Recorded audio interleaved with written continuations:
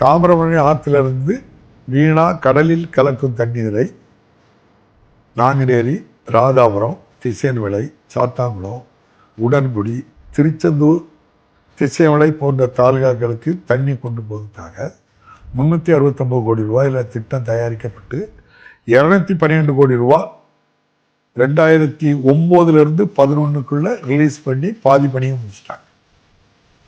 வீணா தாமிரபரணி தண்ணி கடல்ல போய் கலக்குது அப்படின்னு சொல்லி கவலைப்படுறீங்க.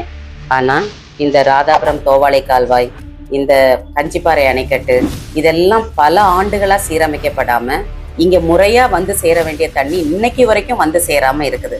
இதுக்கு எந்த முயற்சியும் இன்னைக்கு வரைக்கும் எடுக்கப்படலை. சரி, தாமிரபரணி தண்ணியை பைப்பு போட்டு கொண்டு வந்து வீடுகளுக்கு கொடுத்துட்டோம் அப்படின்னு சொல்றீங்க.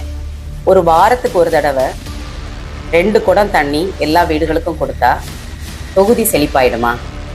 நிலத்தடி தண்ணி எப்படி உயரும்? ஆடு மாடுகள் தண்ணிக்கு என்ன செய்யும்? விவசாயத்துக்கு தண்ணிக்கு என்ன பண்ணுவாங்க?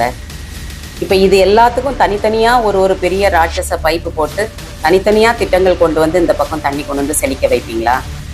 இந்த பகுதியில் இருக்கிற நீர்நிலைகள், நீர் ஆதாரங்களை வந்து பராமரிக்கிறதுக்கு ஏன் முயற்சி எடுக்க மாட்டேங்கிறீங்க? சில ஆயிரங்கள் செலவு செய்து வருஷந்தோறும் இங்கே இருக்கிற நீராதாரங்களையும் நீர்நிலைகளையும் பராமரிப்பு பணிகள் செய்தாலே பெருமளவும் இந்த பகுதியில் உள்ள வறட்சி தீர்றதுக்கு உதவியா இருக்கும். ஏன் நீங்க திட்டம்னு போட்டா பல கோடியா மட்டும்தான் திட்டம் போடுவீங்களா? இந்த நீராதாரங்களை பாதுகாக்கிறதுக்கு சில ஆயிரங்கள்ல செலவு செய்ய மாட்டீங்களா?